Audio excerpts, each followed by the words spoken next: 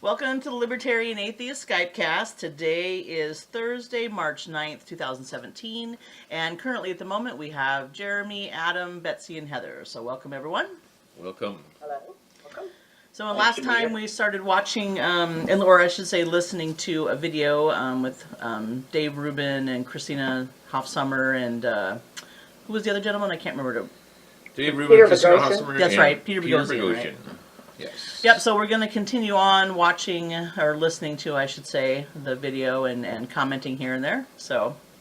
All right, the video, we left off at right around the 29-minute, 20-second mark or so, and that's where we'll start.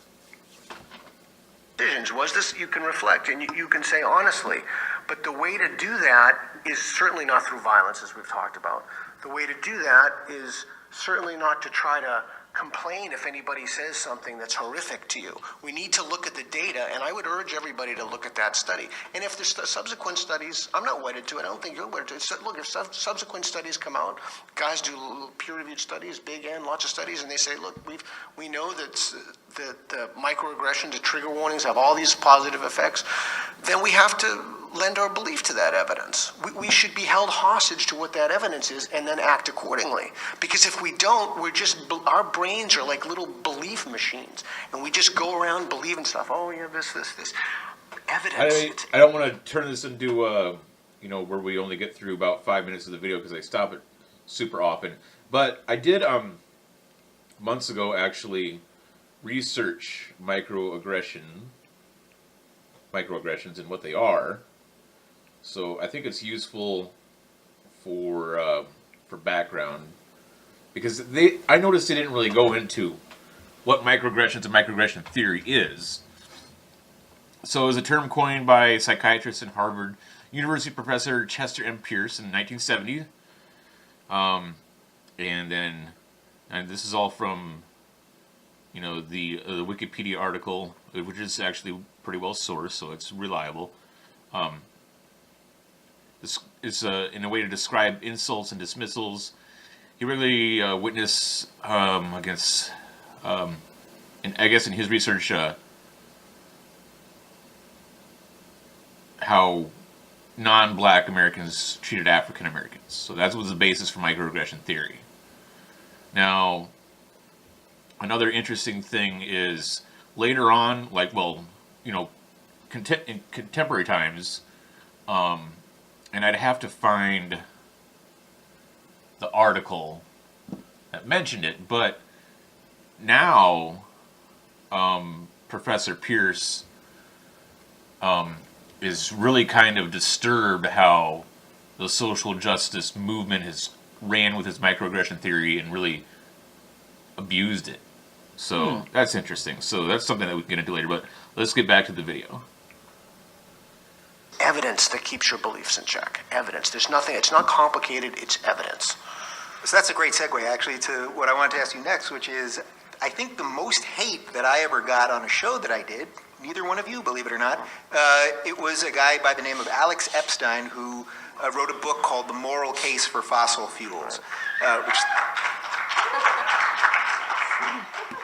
All right, pretty good, I guess. That was okay. And in his book, he basically is laying out an argument of why we still should use fossil fuels. There's some skepticism about climate change, et cetera, et cetera. I got more hate for that than when I brought on, Mike Cernovich or Milo or a few of these other people, these, very controversial people. And what would you say in a situation like that where, the number is, they always say 97% of climate scientists agree on something. Can you then have that debate, or are you then just empowering? Because that was the criticism that people were laying to me. I debated a guy on this. The figure that people use, the 97% figure, that comes from the Union of Concerned Scientists, and anybody can sign up for that. And this is look, it's the same thing. There are only like 5 or 6 arguments people can make about that stuff. And the best argument I have ever heard against this is why, if global climate change is a reality, and Frank Luntz, by the way, coined that term, the Republican strategist, then why is it that tenured professors are more likely to cast a shadow of suspicion on it, and people without tenure are all over the bandwagon? I don't have an answer to that question. And you know what? That's good. That's good because I don't have a PhD in advanced climate science. So I should be saying I don't know when I don't know, and everyone should be like, yeah, Bogosian doesn't know. Awesome, he's not pretending to know things he doesn't know. Right? I mean, we need to create these cultures, but here's my hypothesis for why people were so upset, is because if somebody holds an inane belief, if they're racist or they have some kind of crazy belief, that's revisible. We can more or less fix that. But melting ice caps, methane leak, these things are not reversible. And I wrote 3 articles just this last year, once I realized that Trump was actually going to clinch the nomination, about the danger of that. So I think that's a danger. Now, that doesn't mean that we don't allow him to speak. That means that we defeat his ideas with better ideas. It's the only way to do it. So, actually, and they've kind of changed the subject as well, but I think it'd be interesting for us to kind of put our 2 cents in on climate change. Yes, I agree. So, well, I'm a supporter of the idea of man-made climate change. The scope of it and the causes of it, I think there could be some debate there, but CO2 emissions in the atmosphere, the amount of evidence supporting that causing melting glaciers and polar ice caps, heating up the oceans. I mean, I'd say there's a pretty convincing case for that, and I was wondering how the rest of the panel feels about this. I think there's probably, personally from my own opinion, I think it might be a little mix of the both. Like, recently I was reading about the Larsen ice shelf in the Antarctic, which is about ready to be, ready to break off from the continent. Mm-hmm. And they actually, in the article, scientists said that it actually was caused naturally, although they said that, climate stuff, the climate stuff from humans hasn't helped, but they said it, it was naturally occurring. So I feel like there's probably, some natural, somewhere in the middle. I just don't know, or which, way it swings more. There's definitely a natural cause for climate change, because you can see throughout geological history, warming and cooling phases in Earth's history. Mm-hmm. So there's a natural component there, obviously, but I think,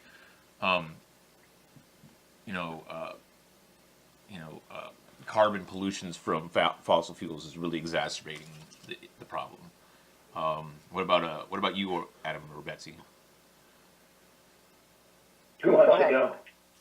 You want me to go? Yeah, go ahead. You sure? You can go. Yeah. I yield, you see. I yield to the lovely lady. I better score some brownie points after I got myself in the hot water this week. All right. I agree with Heather, and I haven't researched the research extensively on it. Like, I haven't looked at the studies and all that, so I can't say either way what's true.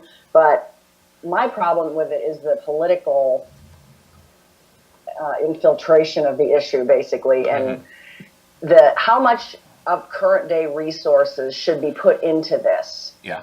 Michael Shermer has a really good approach to it. We have so many problems facing the world that to put trillions of dollars into climate change when there's other more pressing needs, I guess not. I mean, they consider the climate change pressing, but immediate needs. I mean, people don't have clean water. There's other things that are killing people daily. Just communicable diseases, things like that. So I think there has to be some kind of a balance in terms of the Al Gore hysteria, like everything needs to stop and we need to address climate change. It's the number one thing facing every one of us today. I just don't buy it. And I just think it's a hysteria. I agree. Uh-huh. I think, and forcing, like getting rid of gas-powered vehicles and all that, forcing new sources of fuel on the market before the market is willing to do it using government money, of course, is wrong, I think. Yeah. It needs to be a gradual process of just doing things more responsibly and trying to reduce it. And that's already happening. Yeah. I mean, I think over time, humans are going to solve this problem just like we've solved every other problem that's faced us in our existence. So for me, like Heather said, it's somewhere in the middle of not denying it, but also just using a calm, scientific approach to solving it without politics and the government. Yeah. Worst case scenario, humans don't solve it. We die and the environment recovers. Exactly. You know, there's a good Prager University video I watched one time with a climate scientist from Sweden where he talked about, it's like a short 4-minute video. I think that got posted somewhere because I think I watched that. Yeah, you know, I think I might have. I don't remember. Maybe you or someone else did because I remember exactly what you're talking about. I've seen it too. We should listen to that actually, you know, Yeah. at some point. So, but yeah. Okay. And Adam, what's your 2 cents on that? So my take is, and I posted this a few times on the group page. So I attempted to get people to think about all of the possible scenarios. So we all agree that climate change takes place on the Earth. No matter what causes it, the Earth's climate changes. Yes. So that we can take off the board because we all agree to that. So now it's just a matter of, okay, the climate is changing, but man has nothing at all to do with it. That's one possibility. Number 2 is the climate is changing, man has something to do with it, and the consequences are dire. Number 3 is the climate's changing, man has something to do with it, but the consequences are not dire, they're not serious. And then the last one I could come up with is the climate's changing, man has something to do with it, and there are positive results of the climate change as well as negative results. And I can't think of anyone else and anything else, and I've solicited opinions to tell me what I've missed. Mm-hmm. And so far, nobody's added anything. I have nothing to add. So I can only assume that I've covered it. Yeah, I'd say those are probably the most obvious possibilities. But again, we're not climate scientists, so I mean, right, we could be missing something. And so for me, I mean, I've changed my mind a little bit on it. I used to be that my take was the climate's changing, but mankind has nothing to do with it. And then I changed my mind on this, I guess, a few years ago. And so I think that there is a possibility that man has something to do with it. However, I don't think that it's serious. And that's where the climate change politicos, that's where they stop. If you notice, they'll throw out this 87% of 97. 97. Okay. So they'll throw out that figure that Boghossian talked about. And I thought his tenured professor's point was very relevant, because I had not heard that before, that most tenured professors are a little bit skeptical. But where they don't go is that you don't have a 97% consensus that it's serious, that there are dire consequences. True. Right. You just have an agreement that the climate's changing and man has something to do with it. That you have. Although, if you examine the makeup of these scientists within this 97%, you begin to see that some of them, their credentials are a bit, bit murky. Yeah. Right. That's a good point. Yeah. So Boghossian didn't go far enough. He should have went a little further. And there's a book out, actually. I think it was done by, it might have been a libertarian or someone associated with the Cato Institute. And he talks about the positive results of climate change. And he talked about how in the past 100 years, you don't have people who die of exposure like you did back in the 1800s. Uh-huh. So, like, for example, let's just take Chicago in the dead of winter. Well, how many people died back in the 1800s versus today in Chicago when it's, minus 40? Mm-hmm. And so what he said was, if Chicago warms up a little bit in the winter, there's going to be even less people dying. Mm-hmm. So that's one positive aspect. There were others. He listed others. Anything from where you can get crops to grow now, Right. because That's it's going to be warmer. And they can grow them further and further north. Right. So that may help feed the population, whatever. So there are some positive aspects. So- There's a book but out- I wouldn't be. Oh, go ahead. I'm sorry. Oh, that's okay. There was a book out by a NASA scientist several years ago, probably 10 years ago, and I read it, and I cannot remember what his name was, but he was promoting like, well, he kind of went thinking that it was a myth, pretty much, I think, but he went through those positive things too. Yeah. And challenged the credentials like of this scientist that a lot of them have nothing to do with climatology. So it's like a neurologist making big judgments about orthopedics. So they Right. have PhDs, but that is not their specialty. In science, being Right. an expert on your specialty is what it's all about. You're not an expert on everything. Right. So this is twisting of the percentages, I think, or just some glossing over when you, like you said, you dig deeper into them. And I think, for me personally, the criticism that I have most is about the solutions that are proposed for climate change. It seems to be that the focus is on the internal combustion engine in cars.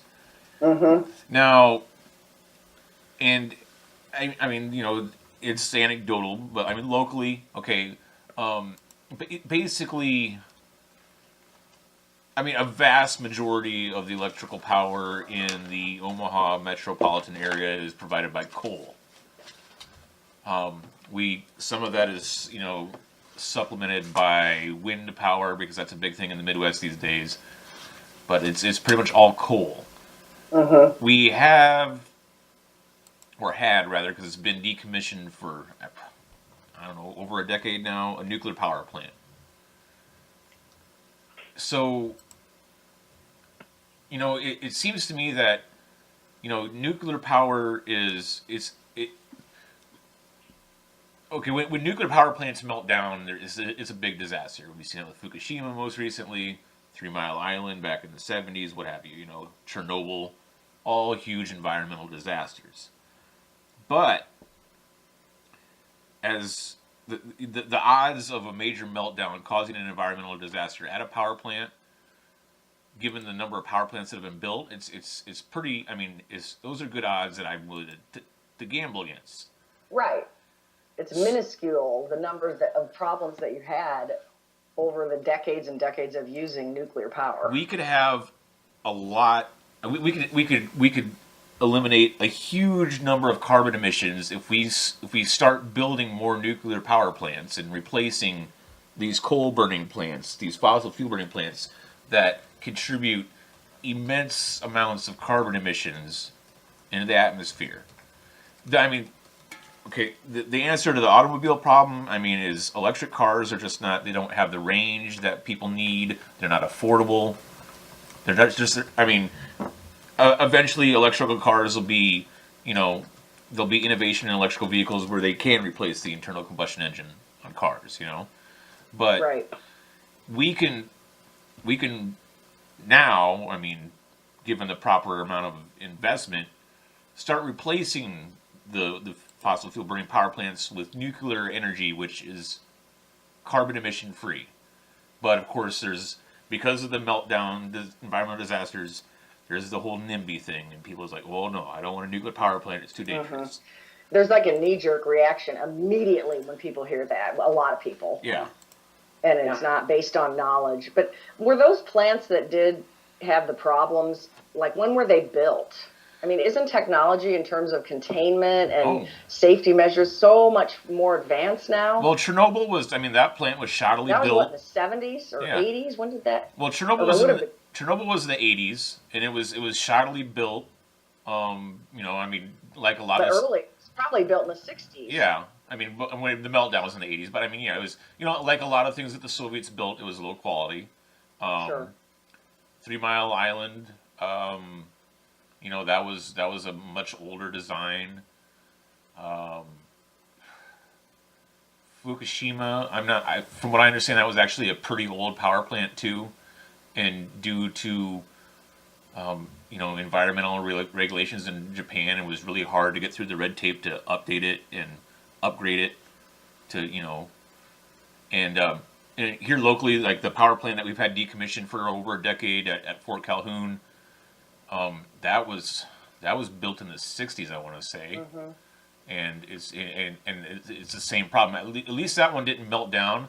I mean, we had a risk of a breach that could have led to a meltdown when we had that historic flood in 2011. The Missouri River, you know, was probably, what was it, like 30 or 40 feet above flood stage. It was huge. It was water everywhere. It was crazy. But the Fort Calhoun nuclear power station is right along the Missouri River. They had to sandbag the whole thing and keep the water out, because if, you know, that could have caused problems for the nuclear material there. But I mean, so but again, like that plant hasn't been upgraded because of, again, environmental because of government. The point is, you know, we could worry about the cars later, but we have an answer to clean electrical power now if we build nuclear power plants. And isn't there a new type of nuclear power that is even safer, considerably safer, Well, we use than the older type? What is it called? nuclear power is fission reaction right now. There's a type within that that's supposed to be much safer, and I don't know what the acronym is. I remember somebody discussed it on the site, on the Facebook page, and I can't recall what it was. But it's a different type of nuclear power. The other thing I wanted to say is fuel cell technology is now here. Yeah, that's true. That's hydrogen emission. That's another way that you can get clean power in automobiles through hydrogen. Yep, and the emission is water. I mean, nothing exactly, harmful about water. Exactly. So.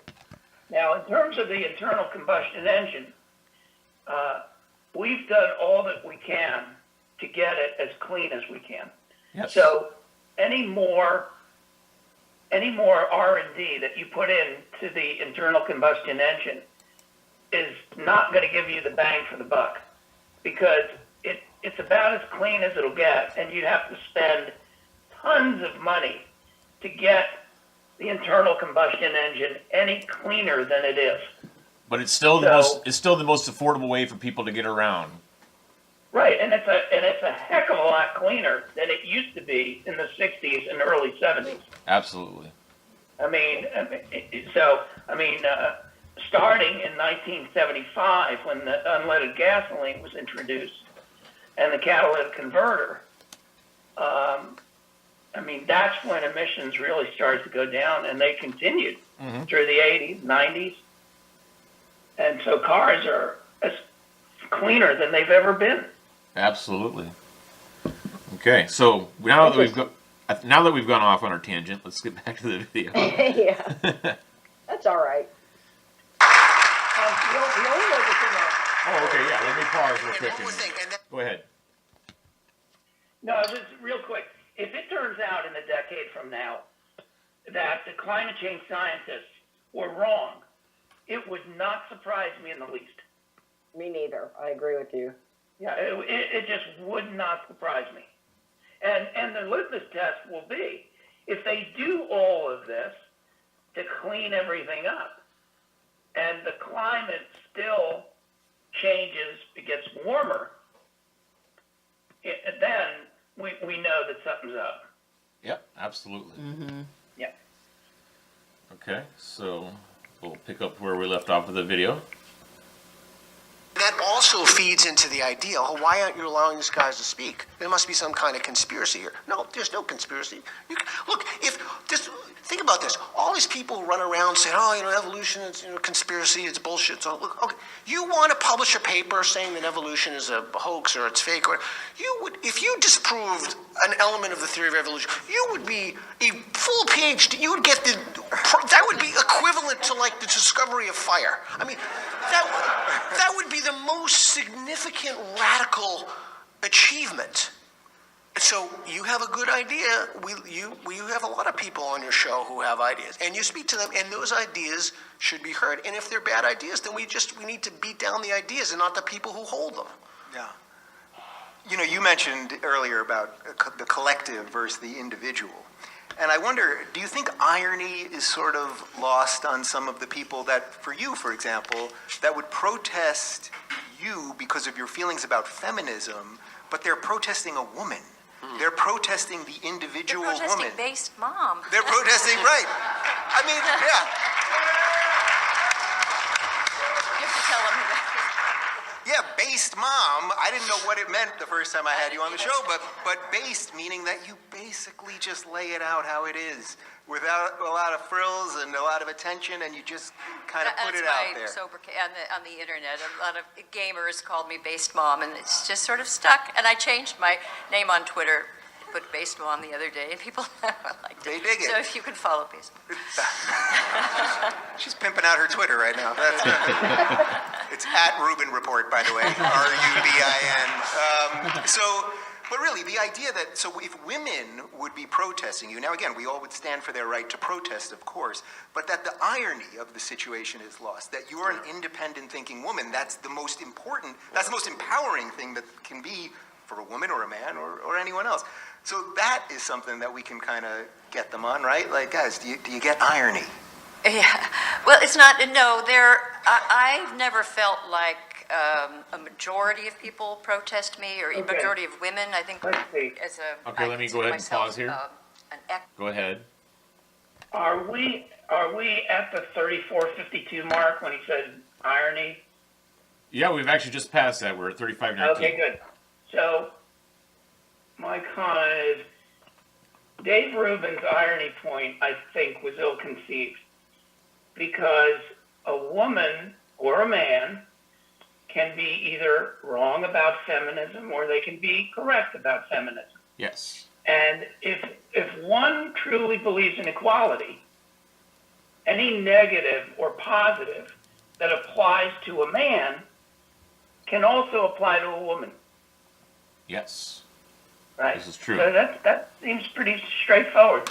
So now later on in the video, you'll see that there'll be in the Q&A session, a woman will stand up and she will address Dave Rubin about this point later on. So Okay. that was all I had. My next comment's at 40 minutes and 15 seconds. Okay. I thought you were actually going to critique the use of the word irony, because I think that's probably one of the most misunderstood, misused words from both directions. People use the word flat out wrong, Right. and then a lot of times I see people correcting people unnecessarily on using the word irony as well. Well, I did say it was ill-conceived. So Right. We got a little echo there. Yeah. So some people, I mean, okay. Some people would say, stick too hard to the dictionary definition of irony, and where it's the literary device, where there's an unexpected outcome. So if you're hard and fast in that position, then irony can't really occur in real life. So I mean, Yeah. it's just an odd thing I noticed about the word irony is. I prefer to use the word paradox when I can. Sure, yeah. It's just funny to me how it's often when anyone uses the word irony, there's always someone there to chime in and say, that's not irony. You used the word wrong. Right. Right. No, I agree. Equity feminist. I believe in equality. I want for women what I want for everyone. basic dignity, liberty, equality. But I draw the line with a new kind of feminism on campus. I sometimes call it fainting couch feminism, which sort of depicts women as hyper-fragile, in needed of massive amounts of special protections from jokes and toxic masculinity and so forth. And I've questioned that, and I find that most people agree with me, except on campuses, people that are coming from, who've had one too many gender studies courses. And the problem with these courses, and I say this as someone who has taught philosophy for many years, and when you teach philosophy, you teach, typically, I did, most of the professors I knew, you would give students the best that was thought and said, on any contentious issue in the history of philosophy, and you would want students to have that wonderful experience of reading all the arguments that would convince them they should be a utilitarian, and then you give them the counter argument, say, oh, how could I have ever been a utilitarian at such, and then they see the weaknesses of the next theory, and you go like that. This is broken down in gender studies. And I've looked at some textbooks recently, they're worse than ever. They're mutually reinforcing readings. Absolutely. And it's a sort of conspiracy theory about the patriarchy. Absolutely. And there's a complete absence of the counterpoise. I looked for it, and I found this, by the way. How did I ever get into this of being a controversial feminist? Is I was a professor of philosophy, and the chair of my department, this is many years ago, asked me to teach feminist theory, and I sent away for the books, expecting they would be like every philosophy text I'd ever seen, pros and cons, and point counterpoint, and that's where I first encountered what looked to me, I don't know, almost, and this is too strong, I won't say it was indoctrination, but it was like indoctrination. It was only one side. And so I thought, well, okay, I'll provide the other side, and just sometimes taking devil's advocate. That has broken down in certain areas of the university, I think especially in gender studies and some of the other studies. And so young people have not heard the other side, so they're so confident that they're right. They haven't had that experience of knowing you can really think you're right, and then you hear the other side, and then you not only learn a new argument, but you learn how you think and how you were taken in, and what it means to open your mind. That's missing. Yeah, I want to say I realize it was a great answer. Okay, so I mean, her points about feminism are really interesting, especially how it's taught in universities now, where basically feminist theory is focused through the lens of intersectional feminism, third wave, fourth wave, whatever you want to call it. I think probably the agreed academic term is intersectional feminism. I've never even heard that term, so you've educated me. It's basically okay. So it's your SJW, feminazi, whatever kind of crude, colloquial term that you want to use to describe contemporary feminism. It's intersectional feminism, which is basically there's the joke, the oppression Olympics, Yes. So intersectional feminism is about figuring out who the most oppressed members of society are, and then redistributing power to the most oppressed members of society, which is kind of where the criticism of calling it cultural Marxism comes in. Okay. Basically, if you can find a black transgender person who's a paraplegic, you should give them all the power, because they are I know it's absurd, but I mean, I love it. but I mean that's the person who deserves the most power, because they're oppressed from all kinds of different angles. Okay, so this is taking affirmative action one step further. Absolutely, Right. Yes. Okay, all right. Interesting. So, but I mean, that's what contemporary feminism is. It's intersectional feminism. It's redistribution of power to the most marginalized people, and it's ignoring the fact that feminism is kind of it's a whole philosophy with a whole subset of ideas. As libertarians, well, I mean, maybe not everyone in our group or everyone that listens knows, but I would assume that all of us here on this panel know libertarianism is actually also a wide-ranging philosophy with a lot of different schools of thought. Sure. We see that every day in the group, you know? Yeah. They all come as libertarians, but we have a lot of differences.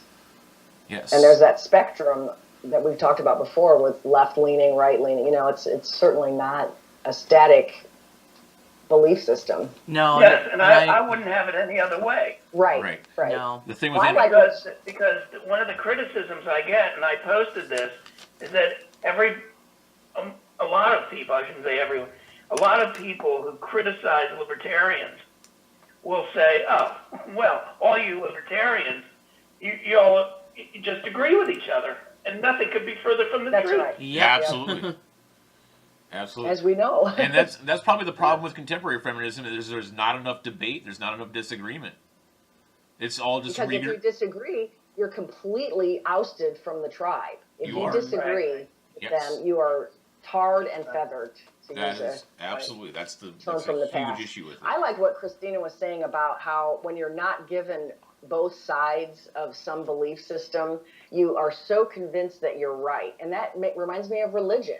Mm-hmm. I mean, when I was a fundamentalist Christian, I mean, I would never have dreamed that I would have turned a complete about face on that belief system back when I was in it. And they protect you from hearing anything contrary. And that's where they get their power to keep you indoctrinated. She should have used that term because that's what it is. Mm-hmm. And feminism thing is, and they're taking these young, 18 to 22-year-old women in colleges that don't know anything yet. They don't know enough about life to be told that this is the truth, and they just are embracing it. Well, and their mothers don't know how to be feminists. About it. Yeah. Right. And their mothers didn't have to be feminists because they, they wrote in on their mothers did it for them, so. That's right. There's a huge generation gap. Heather brings up a good point because the last real significant movement of feminism was probably in the 60s and 70s. Sure. Probably culminated in the biggest victory in the Roe v. Wade decision, at least here in the United States. So that was probably the last hurrah of feminism. So at this point, you're looking at like kind of almost 2 generations removed from those days, mm-hmm. and there's in the middle there's this gap where women didn't have to really be feminist. I mean, they could, right. But it was like a luxury. You don't have to be a feminist. Because when I went to work, I got out of college in '84, and granted, I got a social work degree, which is pretty much dominated by women anyway. But I worked in hospitals and different places. I had male bosses, and I lost my job when a hospital closed, and I got job offers from 2 male therapists to come work for them within a week. I got paid.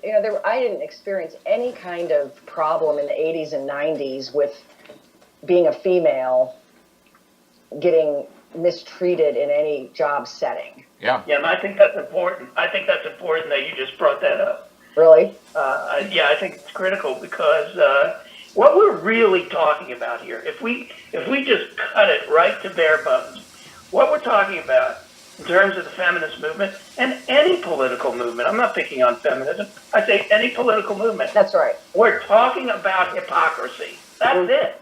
Mm-hmm. We're just saying you practice one thing, but you preach another.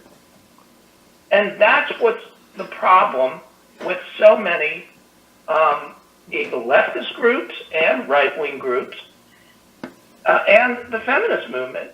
The problem with the feminist movement is not the equal rights part of it. It's that they want to be more equal. Yeah.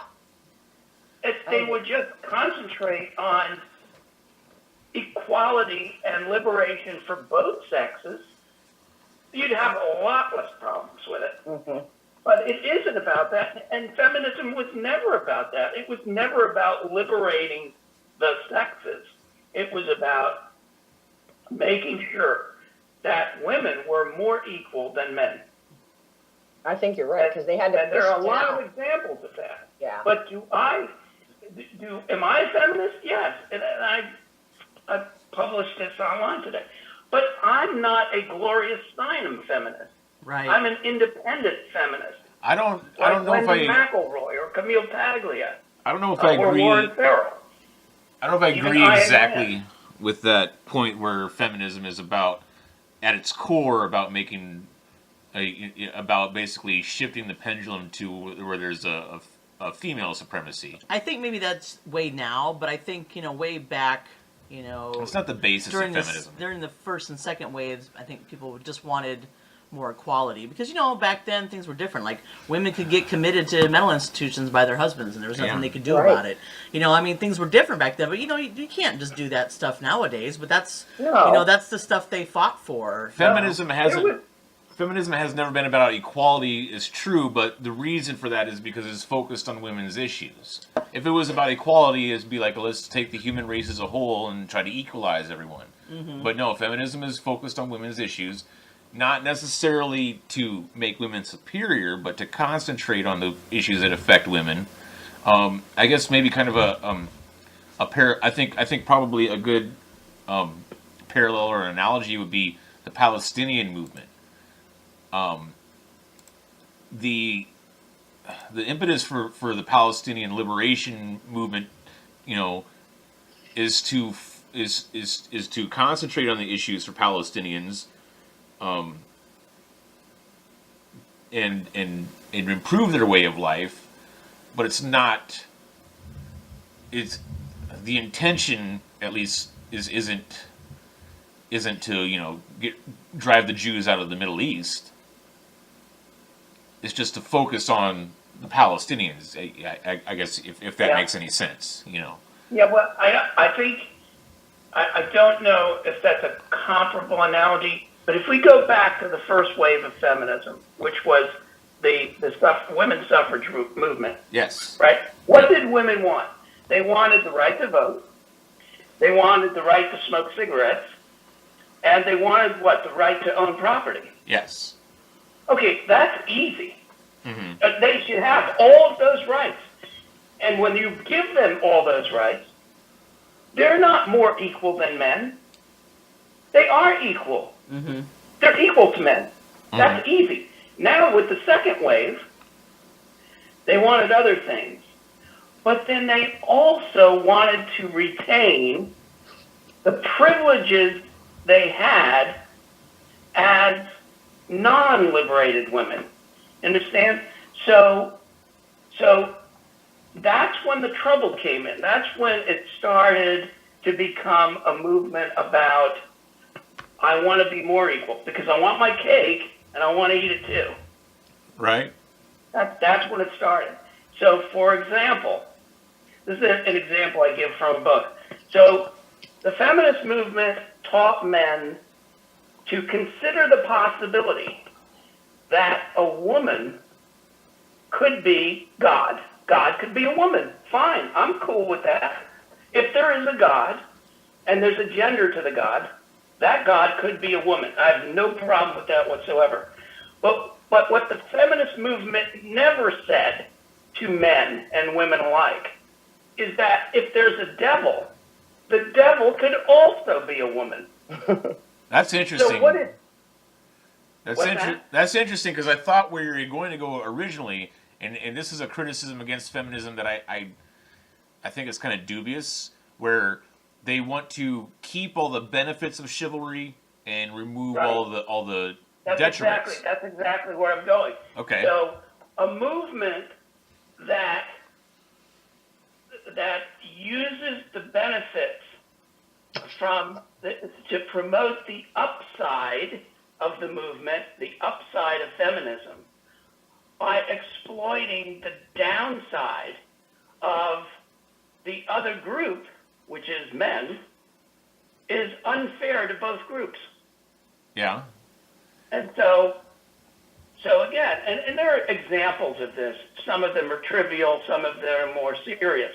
So when a man and woman fall in love and they want to get married, who proposes, by and large? Traditionally, it's the man, yeah. Right, and it's still that way. Who buys the ring, by and large? The man. Right. Why? Why, after 40 years or more of the modern feminist movement, nearly 50 years. Why does that take place? Why can't the woman propose? Why can't the woman buy the ring? Isn't that equality? Well, I agree. There's a lot of hypocrisy there for sure. And then the That's woman's really family, all we're talking about. Feminists don't family necessarily want that. Feminists don't necessarily want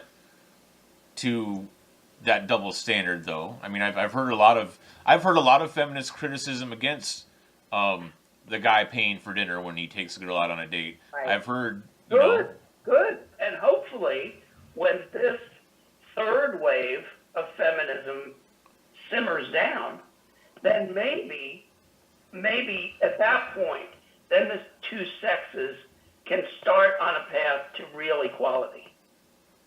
yeah, I Yeah. hope so. Yep. okay. I mean, back to the wedding thing. Yes, the man proposes and pays for the ring, but then the woman's family has to pay for the $20,000 wedding. I mean, That is how's tradition, You know, yeah. how's You're that? right. And the then man's usually family the man's pays for the family pays for rehearsal the honeymoon. dinner. And the honeymoon is Right. usually paid for by. So there is a division of investment in that ridiculous ritual. Yeah. Sure, I But agree. cultural. I mean, it's long established, and there's no reason why it shouldn't be challenged in any way, in every way. You know, I don't know why it has to be any particular way, but that seems to be what people stick with. See, you'll have to do it. You should do it the way that Jeremy and I did. One night we're laying in bed. And Jeremy's like, "Should we get married?" I'm like, "Yeah, probably." And then we went to the Justice of Peace, and then we had a potluck dinner with my friends and family. Yeah, that's what we did. Awesome. Yep. I mean, think of the money you save too. Oh my gosh. Exactly. And- No, exactly. I agree with you So- 100%. yeah. I agree. Mm-hmm. But even and if the two agree that it should be one way, of course, do it the way they want. Right. I'm not saying they don't have the right to do that, even if one is an avid feminist. I'm just trying to point out Yeah. that if you really want equality, then we should start to eliminate these traditions or social customs, Yeah, because Right. that's really the only way you're going to get to equality. yeah. Well, and it goes back to that conversation that Jeremy Ramsey started about just should the woman have to ask permission to buy something? And that, even though it was a strange discussion that went crazy off the tracks, there were some interesting commentary in there. There was Yes, interesting there were. commentary I don't. There about were. just people's perceptions of division of roles within a relationship and the financial parts, which are usually the biggest point of contention in a marriage, Right. or can be. Right. Children and money are the two things that end up causing more divorces. Yeah. And That does cause and problems. I wish, And I so- wish that he had not ventured into this I know ridiculous it. area of intoxication and whether or not it's okay to have sex with a I person. know. That's what he was. That's what he was going for the whole that. time, though. That was his intention the whole time, though. That's Yeah, I and, think you're and right. that's so Jeremy Ramsey. That is exactly how he operates. Are you saying that the red shoes were just a red herring? Yeah, that was his. That was his. If it was, then he completely fooled me. Oh yeah, that's his. That was where he was going. That's his analogy. Oh, okay. Now I get it. Yeah. Oh, that crafty little devil. Yep. The for thing sure. about marriage that I kind of wanted to mention, and I don't know. I mean, maybe I'll end up sleeping on the couch tonight after saying this, but It'll do you good. I don't regret marrying Heather. Obviously, I'm very happily married, but I don't. In retrospect, I don't know if it's necessary. Yeah. Yeah, I agree. I think the only benefit I can think of it now, because I mean we've decided that we're going to spend our lives together. We're happy with each other. That's how it's going to be. The only benefit I can see, going forward, because it's if I were to go out tomorrow morning and get run over by a bus, there's no question who takes on what property that I leave behind, which is basically nothing. Okay, so when you say you don't know whether it's necessary, you mean as far as the legal, Right. not legal, but Well, you mean yeah. as far as the marriage contract given by the state? Yeah, and Jeremy and I had talked about, like, when we first, got serious, we decided we'd stay together, but we weren't going to get married, and then we decided to have, Ava, our daughter, and And we kind of got to this thing where it's like, well, I didn't want my kids to ever be split up. And just a bunch of legality, and so I think we ended up in like, Jeremy wanted to be cremated. I know his mom wouldn't approve of that. Just things like that. It's like we both wanted to be able to. It's a safeguard. It was a safeguard. Mm-hmm. Right. Although you would both agree that you don't need government for that. You could write your own contract. Yeah. Yes. If the government would just get out of the way. Exactly. Yeah. Okay. Yeah.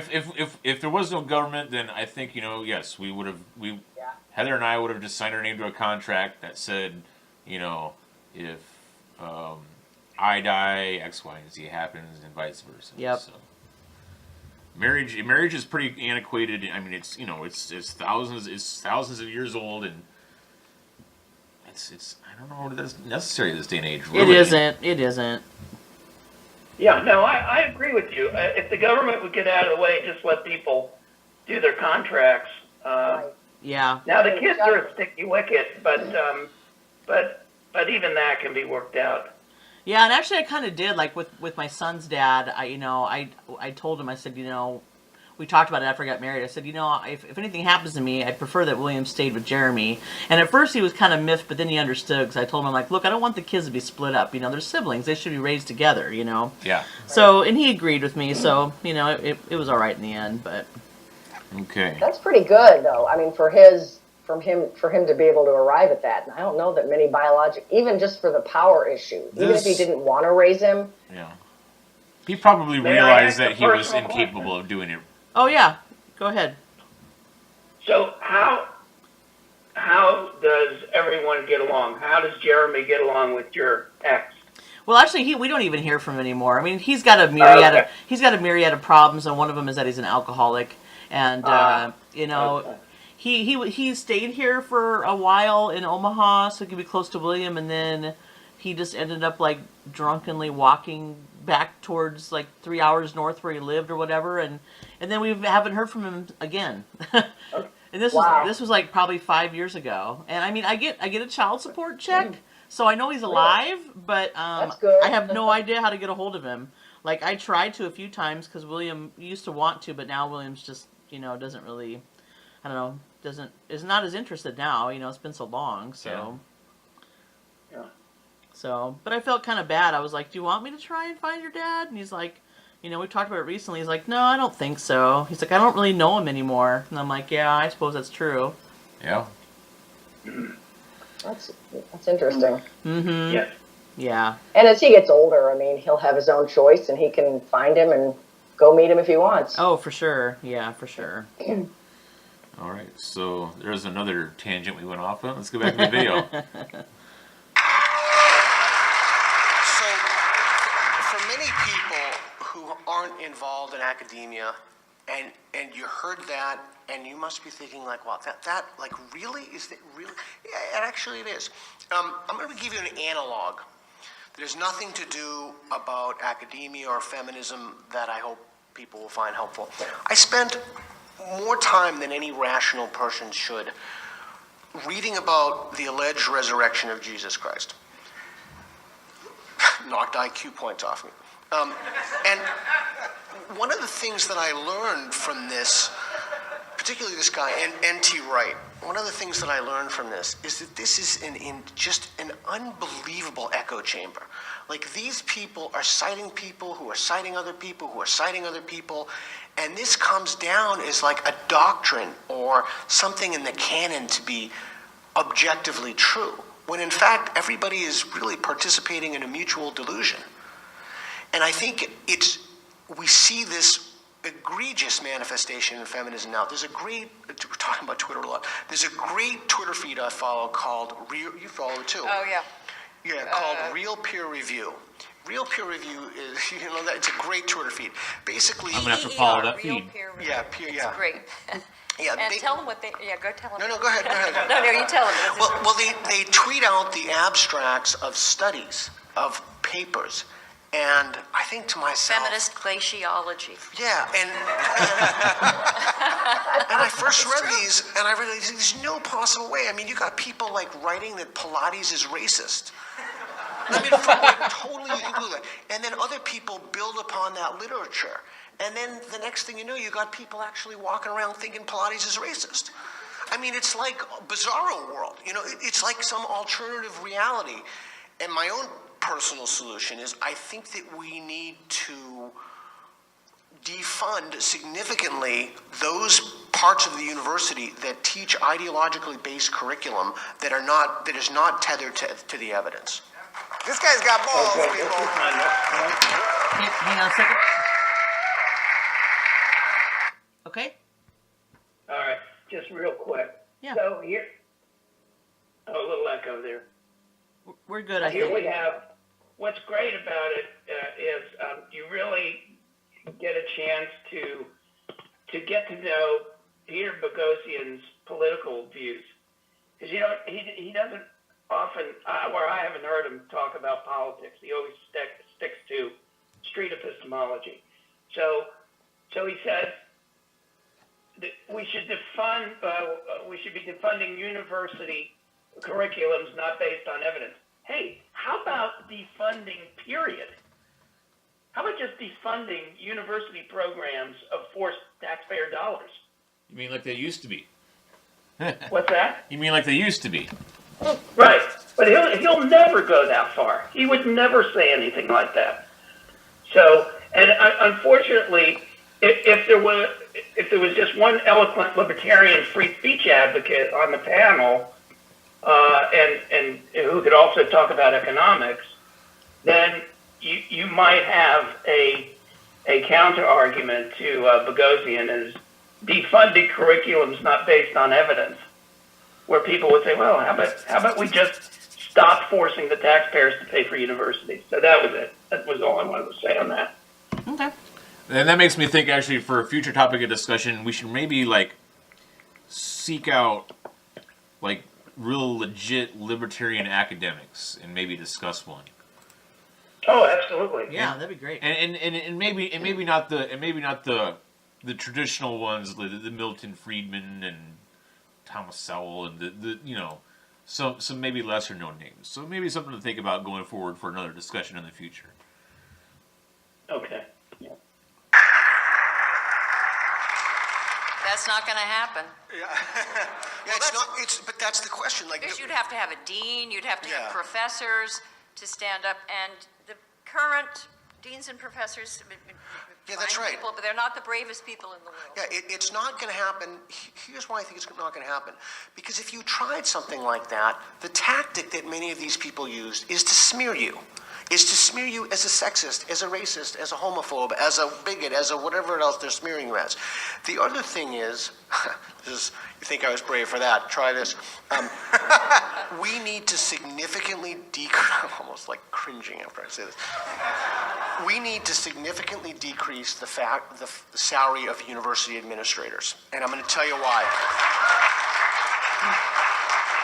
When presidents of the university administrators, they're making $300,000, $400,000, $500,000 and a parking spot, right? When these people are making mad money like that, they have a very vested interest to keep everybody happy, to keep the students, we want to keep the students with customers. But you chop these people's salary. There's absolutely no reason in the world that somebody needs to be paid $350,000 to be dean. You could do the same job for $80,000, $90,000. There's just no reason for it. Yeah, and the president of the university, does not need to make $600,000.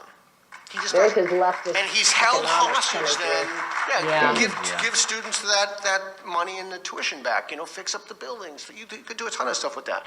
But the problem is then those officials are afraid to lose their positions because they're getting paid mad money, and then and then the whole thing cycles over again. Is that exactly a leftist That's position? so though? annoying. Oh my god! Like they're gonna want to lose their jobs if they're making $80,000 a year. Nobody wants to lose their job. Yeah.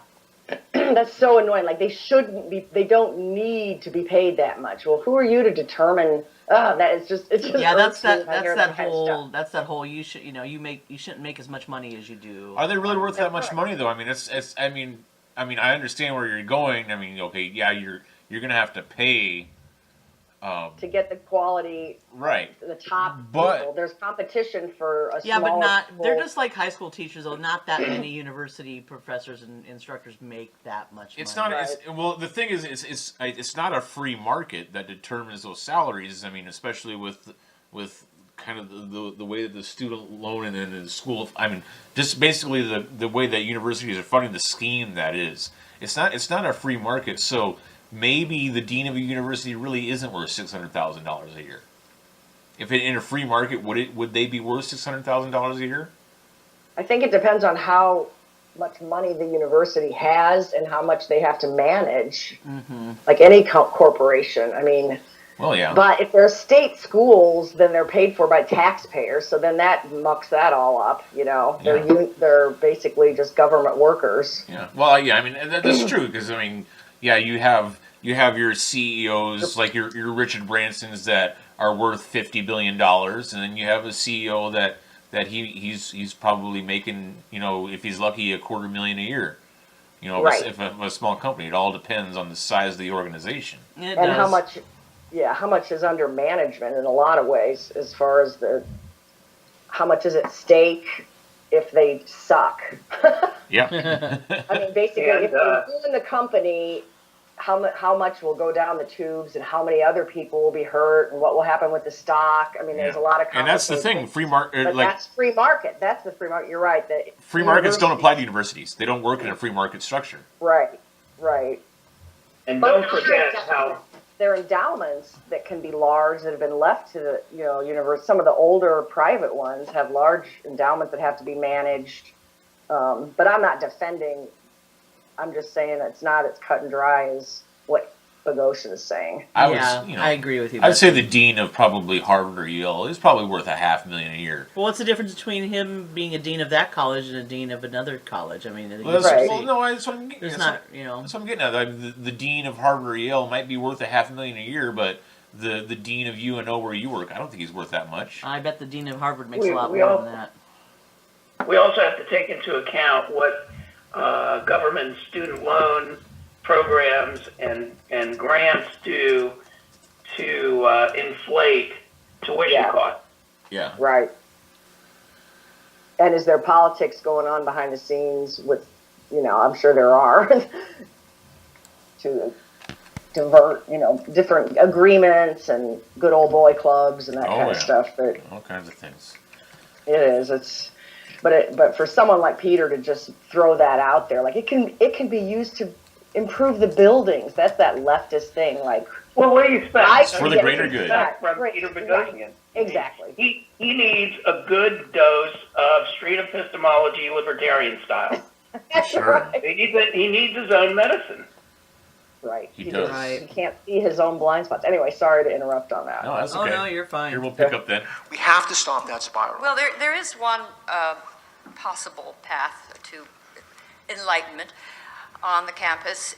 I think that the deans and administrators do what they do because mostly they don't want trouble. And so there are certain people on campus who will give them trouble. Vocal, angry activists will Absolutely. come and make trouble. And, common sense, civility doesn't have a lobby, doesn't have a lot of activists. But if we did have activists, free speech can motivate people, and free expression of ideas. That can create. There have been lobbies for that, and I think that would be very good if every campus had people organized. A free speech club, and would go, and then the deans and the various administrators would be worried about you coming. Oh, I can't do that. I can't cancel that speaker. Oh, I have to. They might. And I think part of, certainly John Stuart Mill, who wrote the great classic on liberty, he didn't just defend free speech there, but he also said that if you don't know your opponent's argument as well as you know your own, you know nothing. You have to know, and he said the best person to hear it from is someone who believes it. So he thought that was why we needed this marketplace of ideas. You should not try to kill an idea by silencing it. Let the person who believes it speak and see if they can hold their own. And if it's a foolish idea, they probably won't. And in our universities, we've had sort of an organized market in which you could be shot down but through criticism if your ideas were insufficiently rigorous or counter to the evidence. That's broken down in gender studies because anyone that comes from outside is called a name and is disqualified as sexist, or now it can just be a mansplainer, so it can't say anything. So they've ruled out dissidents, and the field has paid a price. And I also think there's some sexism involved, is that people have allowed gender studies, women's studies to proceed in this way. They wouldn't have allowed that in other fields. They would have demanded high standards. They would have demanded that students, get a range of views. When it came to women's studies, they just sort of, okay, well, that's what they want, let's not bother the ladies, and we have a huge problem. Yeah, so that's what they call the soft bigotry of low expectations, Exactly. right? They want to That's it. actually. Yes. Yeah, It's interesting that so she brought up mansplaining. There's also a version of that called white-splaining, and that's one thing that I think is kind of disturbing, that is even taken seriously in academia. So it's just kind of a way to dismiss a person's statements out of hand based upon the demographic group that they're situated in. So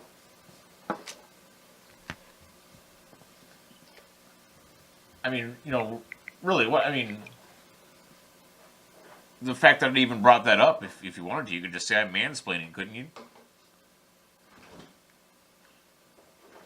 All right, you're going to have to go over that again, because I didn't get it the first time around. Well, I think it's the fact that mansplaining as a term and a concept is taken seriously in academia is really kind of disturbing, because it's just all it is a silencing tactic.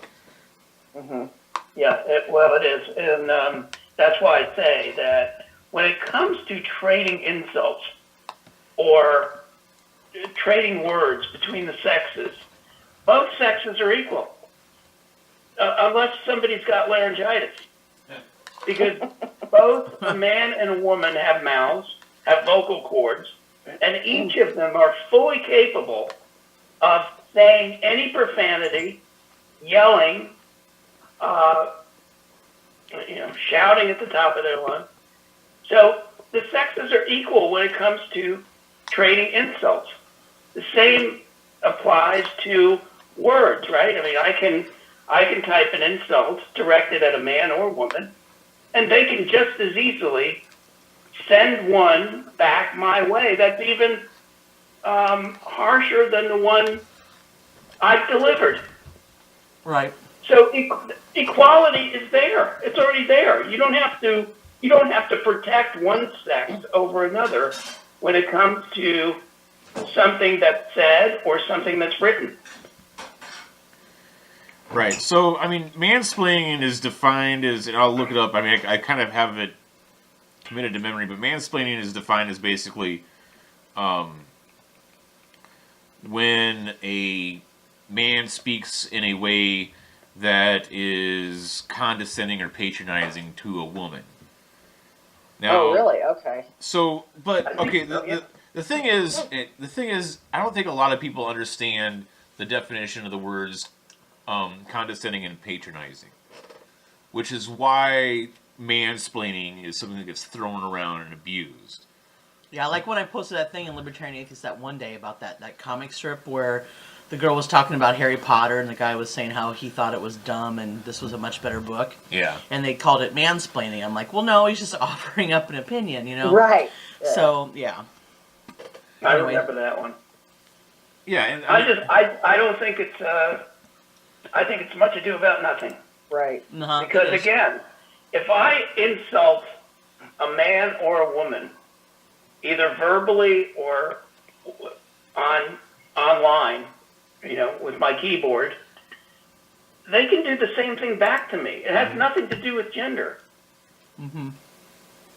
So I don't think that one sex has to be protected against another sex when it comes to trading insults. Well, but it's that SJW mentality that we have to deal with, and which is exactly what they're talking about in this video. It's just so, it's just so out of control, and it's ridiculous. Like the And the it's just based microaggressions on- and No, the I man, agree. you know, I agree with that. microaggressions and mansplaining and all these weird things. It's like, okay, well, it's like you're grasping for straws to Yeah, find a yeah. reason why you need to be upset about something. It's like, grow up, grow up and grow a pair sometimes. you There's know? Right. there's a lot of Right. there's a lot of If weird I have jargon. a- There's a If lot- I ever have an encounter with an SJW, and if I throw an insult at her or him, and or they. or I hear somebody else throw an insult at an SJW, instead of them getting offended, I would say to them, well, why don't you just toss an insult back? You're fully capable of doing that. Don't play the martyr role or the victim. Go ahead and hit him back or hit her back Yeah. with an insult. Give it your best shot. You have a mouth. You can do it. There's a lot of weird SJW jargon. Manterruption is another one. Oh, good God. So basically, manterruption is the idea that whenever a woman is talking, a man is always going to interrupt her and talk over her. That is And- so true. You ought to ask my dad because he can't get a word in edgewise. I And my was mom- about to say from I mean, my my dad. Where is woman interruption? yeah, where's woman rubbing? Yeah. Woman's play. Anything that you can say that a man does Right. that's negative, that's fine. I don't mind that.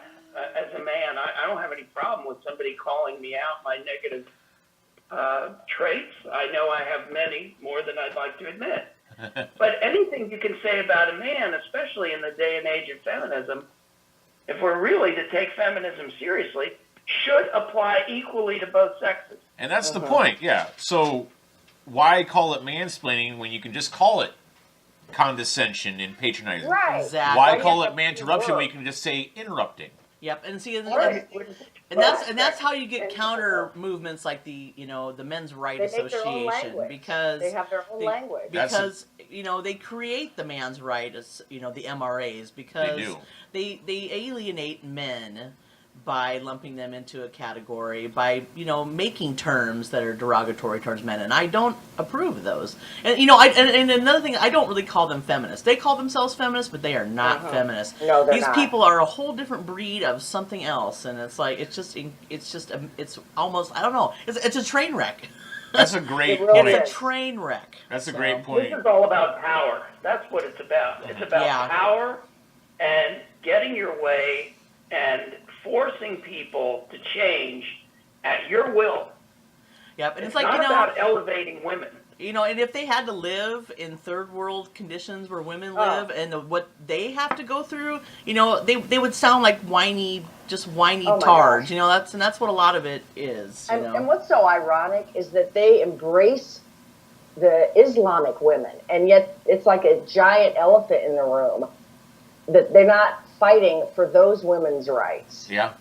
They're Yeah. pretending like America treats women so badly, and yet these women are walking around in giant black sheets with their, and Yeah. it's just ludicrous. that Genital, they can't, female genital mutilation. They Oh, still there's still so have much. slavery, in like Yes. places for forced women, marriages and, on children, on Forced children, marriage on little girls, yeah.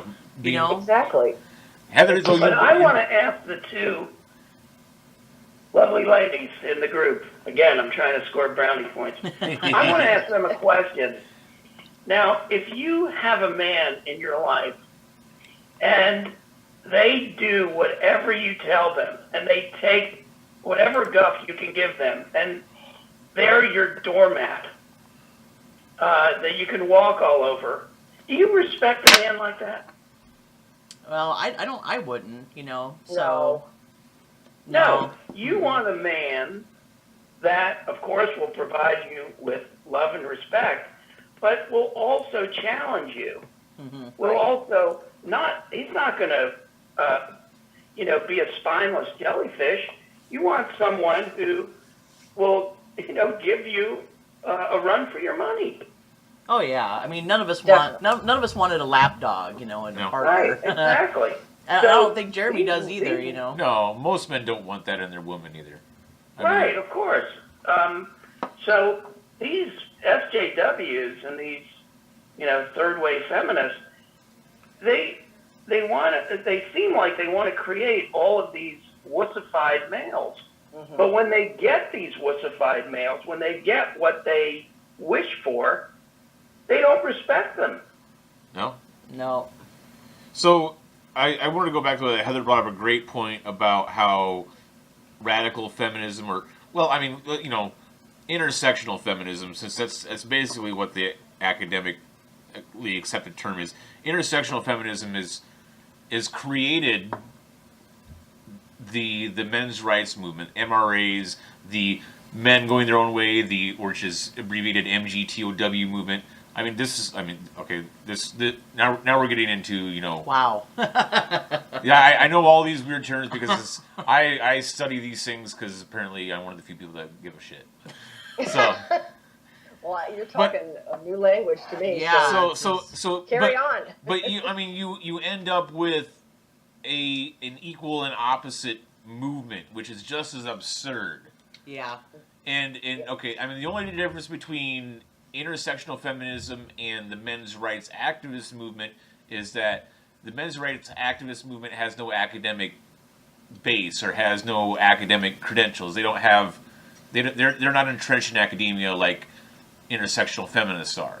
Mm-hmm. Right, although they do have their academics, and Dr. Warren Farrell is just one of them. Uh-huh. But the men's movement, no, it doesn't have the traction that the women's movement has. Or the backing. Not at all. In motive, it hardly exists. In motive, in methodology, they're two sides of the same coin.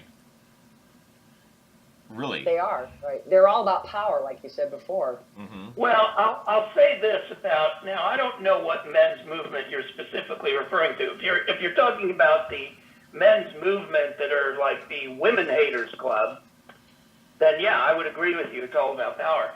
But the men's movement, that's main focus, let's say, is about custody rights of their children. Okay. Mm-hmm. I wouldn't necessarily call that a movement about power. I would call that more of a movement about equality. Yeah, I agree. I didn't think of that example.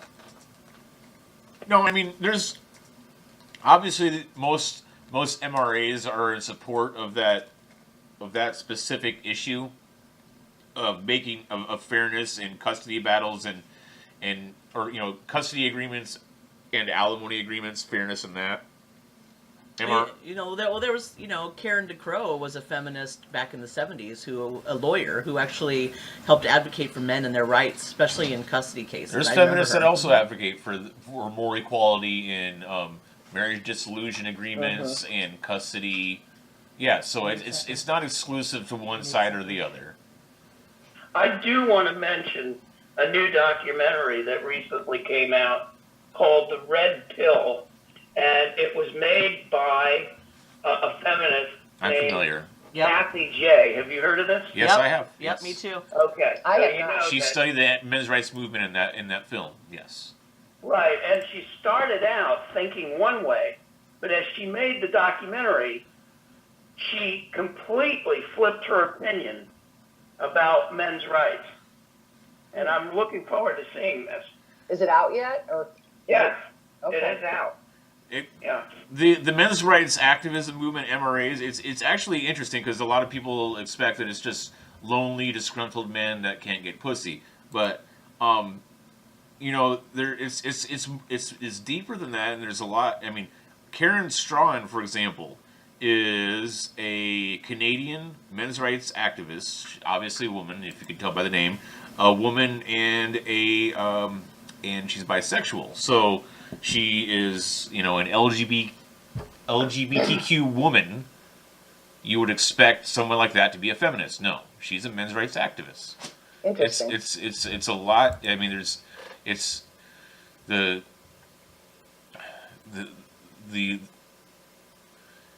but again though, the desires of what they want and what they advocate for, it's a lot of it is just as absurd as intersectional feminism. Both sides of the coin. Can you give me an example of some of the absurd things with the men's movement? Men's rights activists movement. Okay, so a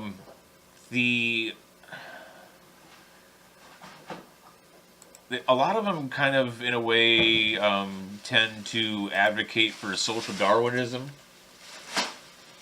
which is,